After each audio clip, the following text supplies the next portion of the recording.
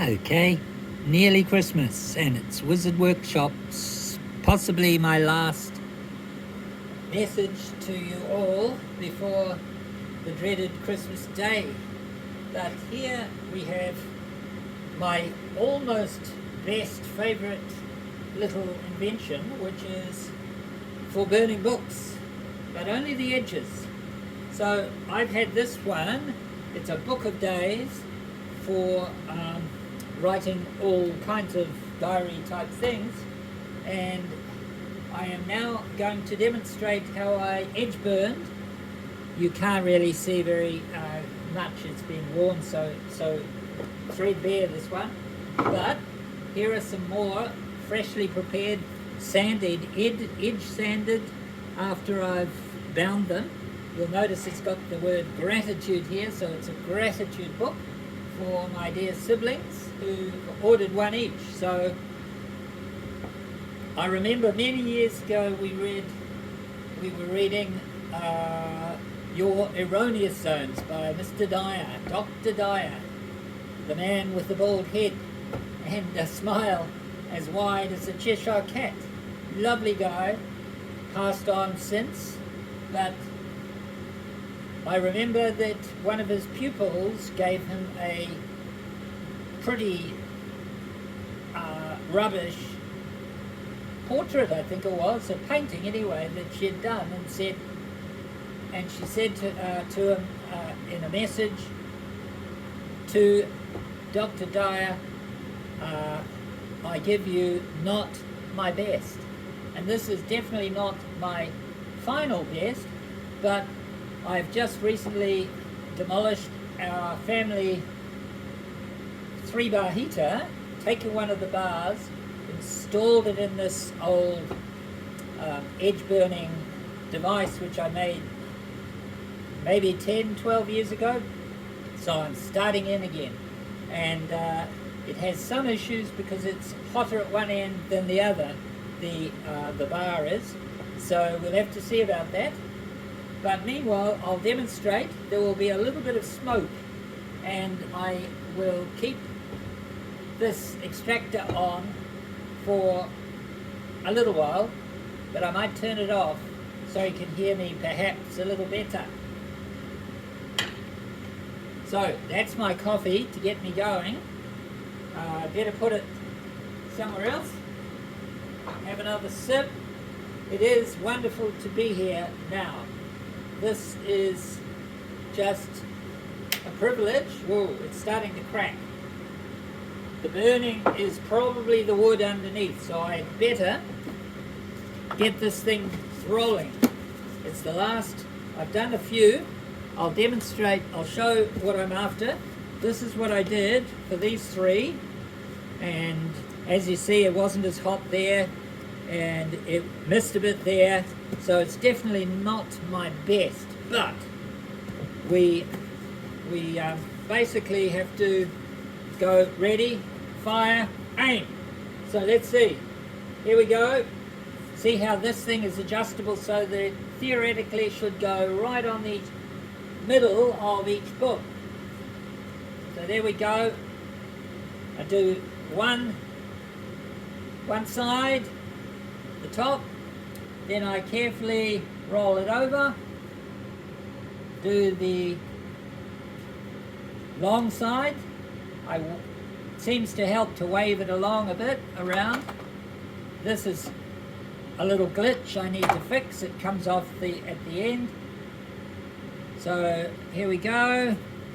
Next, the third top edge. Boom, putting it in, wiggling it around a little bit. Now as you see, this is pathetic at that end, so what I do is I cheat a bit and I put it on the hot end. Doesn't the graphic that I etched into this steel bar that sits on top of the heater bar is quite old. I did it for the Apples of Eden series, and it's got thorns and eye, the Rose of Eden, and so on, and even Boy Raiders, but it doesn't all come out. So that there is how I do the edge burning, except, well, after that I have to sand the edges. I wire brush them a little bit and then I sand them, and they will be a lot more high contrast. I'll now take my phone out of this little cradle which helps it to charge, and otherwise it just does not seem to make contact. So there we go. It's 2025 and we still haven't got phones that make foolproof contact. So here we are. Wizard did seek help. Now he's thinking, hey Jude, you'll do. The movement you need is on your shoulders. So there we go. Here's my favorite new pet of 2025. That there is a motorized pastry roller, which is wonderful. We were donated that, which is a lovely gesture from the people whose friend was retiring from the pastry and pie making business. So what will I show you next? I might switch this off just for now and leave the fan on, and I will go past some of this and we'll go to the sparkly woodcut for magical theism. The is magical, so life is magical and we are too. Expect miracles, manifestations, synergies, synchronicities, resonances, renaissances, epiphanies, and catastrophes, and finally love. Some of those letters have been purloined by me for another cover. So that is a method of embossing where it's right way round and you press in, so what you see is what gets embossed. So here is a friend's large black dog called Pepper. Hello Pepper. And our little furry dog is safely in the car. They are friends most of the time. So this here was a cast of the balance, the man, woman in this balance. And I finally cast a pewter ship that I'd carved years ago, but did not have the technology to or the money to get it cast, because it's quite big and is bigger than the jewellery moulds that they do up at Regal Castings. So I made my own mould. I did that. It worked really well for the first cast. Second one, not so well. Don't know why. One of the mysteries of the physical 3D universe. It always surprises, even things that you think are deterministic. That there's a Celtic cross, which is in the process of being given a PowerShell center. So let's just finish off the Christmas message by going back out into the sun. And here is our bird and our bird cage. As someone pointed out, it looks like a bird cage, but that will be a hobbit haven. And that there dove will be part of the grand entrance over here. A complete folly, but it will be a sacred portal to Dreamspace, and in particular the back. Over there is a platonic solid, still just sitting under cover. Made that beginning of last year, was it? Out of scrap side of the road panels. And it is a dodecahedron, I believe. And some gates hiding there in front of the tiny hobbit office that we made. And here is a beautiful leg vise that was donated by the same man who donated this lovely framework of a dove. And I call it a phoenix too, because like me it was burnt to a crisp for a while, and all the feathers were burnt off it, ready to crush it. And then his daughter said, why not offer it for free? So I came along, and that has changed a lot of my plans. Namely, that I'm going to postpone the Hobbit Haven just a little bit so I can do that dove or phoenix arch. I call it a phoenix because obviously it had been burnt and now it's going to be reborn. So here we have two, bit like Jack and the Beanstalk, these vines, they have been growing here for about 3 weeks only, and they've already got little gourds on them. There's 2 gourds there, and the flowers are turning into, as if by magic, they're going to turn into these large calabashes or gourds, or the Maori word is hui. And here's a little man hiding there in front of that Celtic cross. That man is from volume 4 of the epic Apples of Eden, actually.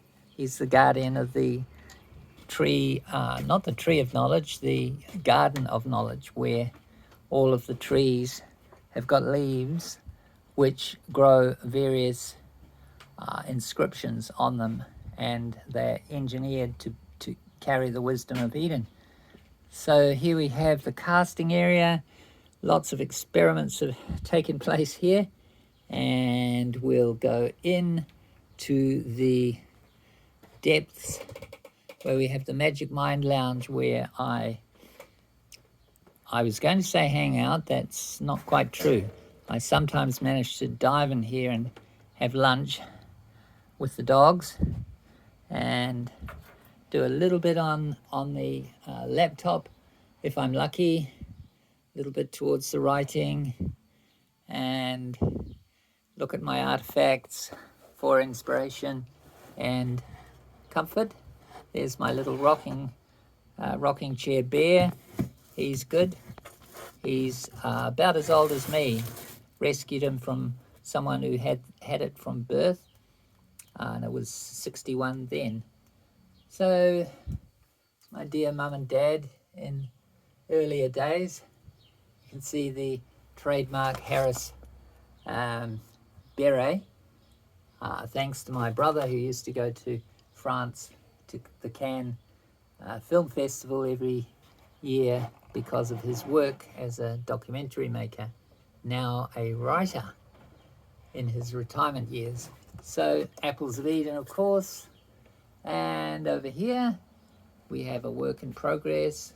I bought this cave stone from a friend who loved a beautiful sperm whale tooth, which she reckoned helped her while she was pregnant. So I swapped for this cave stone, and I've been carving it ever since. And hopefully next year it might even be finished. Mother dragon, child dragon, perhaps. And this little baby is lovely too. This is a greenstone or stone bandsaw. It's got a diamond bandsaw, very expensive, but I bought it second hand. So here's some of the greenstone, which we call ponamu here. And over here are the offcuts from of chrysoprase or chrysoprase, which is came from Australia, and a friend swapped for a spiral staff I was stuck with. So this here is chrysoprase. It's a wand type thing, and if you can see, it's got a transparent head, which is a challenge, but that's part of the chrysoprase, that it has the transparent parts. So that's a work in progress. And this is another chrysoprase piece, the pregnant fairy goddess lady on a Putakawa stick. And there is little Tinkerbell hiding. I found her in the grass the instant I had said to myself, I wish I saw fairies, after I'd just left this lovely park, and I thought if there's anywhere that the fairies would love in Auckland, it would have been that park for sure. And here's another almost finished work in progress, which is basically inspired by Jesus saying to the indignant Pharisees, and was it the Sadducees, the Jews who did not like a fellow Jew starting to talk about ye are gods. And he quotes it, does not even your own scripture say ye are gods? So why shouldn't you do miracles? Why shouldn't I do miracles? They objected to the miracles. But anyway, and there's of course a Madonna and Child I've been working on, and a friend was carving some things. She donated quite a lot of Maori artifacts, work in progress. And here's a stand-up desk, which materialized just like the same day as after I'd broken my heel. I thought I should be trying to stand on it rather than sitting, and lo and behold, I saw a free stand-up desk at a demolition, and I took it away. So here's a bit of the architecture of Eden in my story, that there's like a starfish shape, as is the island of Eden up there. So the Apples of Eden, 4 volumes, they are actually all available on Amazon as ebooks, and volume 1 is available in a short form as well. It's condensed and illustrated by, of course, yours truly. And I might end on this note, that the golden amber of the New Zealand kauri tree is so inspiring to me, and I've put a kind of amber in the Apples of Eden story. It figures reasonably prominently, and comes from the Tree of Life. So I think I will say happy Christmas and New Year, and may we all focus on whatever is good, whatever is beautiful, whatever is true, and of good report, because there is much that is good, and many people who are good. In fact, the majority are not bad. So here's to the majority out there in the world getting together and synergizing, and may their energies be more than the sum of the parts, and may we create together in harmony. There we go. And out into the sun, where Pepper is anxiously waiting for Charles. So loyal they are. Hey Pepper. Oh, this is not a alarm thing. This is a blower. Lovely thing. Need to attach it to this this thing over here, which is a wood-fired forge, and do a little bit of sword making, perhaps, for defense purposes only. So, Happy New Year, and thank you to all you lovely people who subscribed and put up with the things that you weren't interested in, and watched the things that you were. And now over 8,000 friends that I've mostly not ever met.